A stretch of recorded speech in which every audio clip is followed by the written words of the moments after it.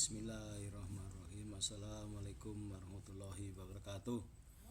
Ya, di dalam pelajaran kali ini sistem manajemen kapal kita akan membawakan substansi daripada SWOT.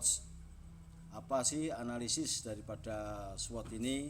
Kita peroleh daripada analisa SWOT itu dari mana? Dari kata-katanya S-nya adalah strength. Strength itu adalah berbicara dalam suatu kekuatan. Nah, ini disebut internal.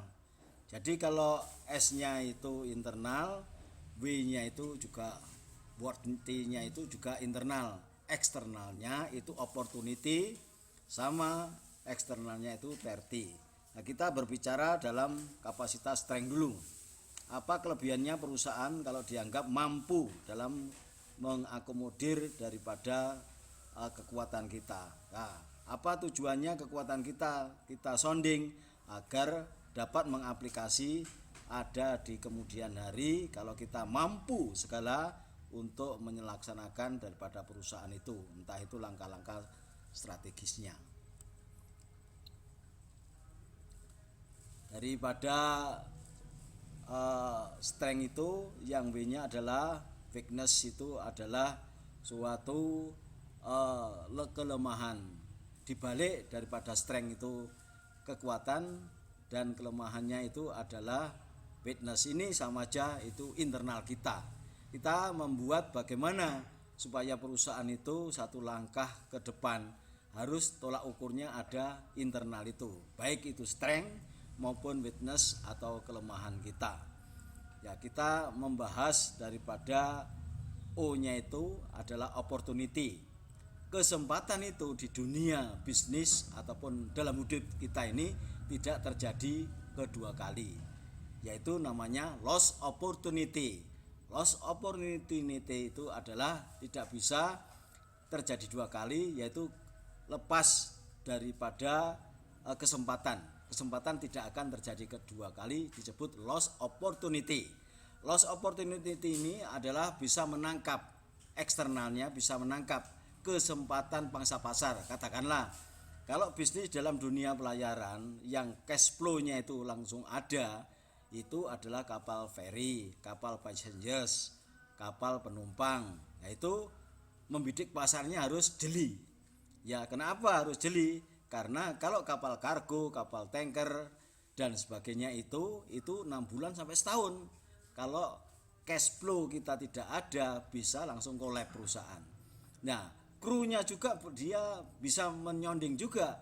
Dalam krunya itu setahun ini gajinya lancar enggak ya, dia kebanyakan hengkang.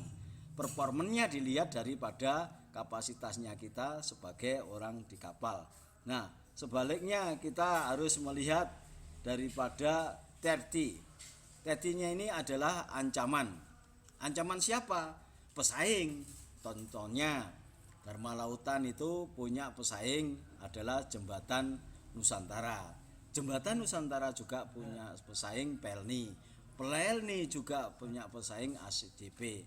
Nah, ini harus dilihat kapasitasnya, sehingga nanti apakah industri sedang terlambat, melambat, dan pesaing itu tidak mampu untuk dilawan. Ini harus kita pikirkan.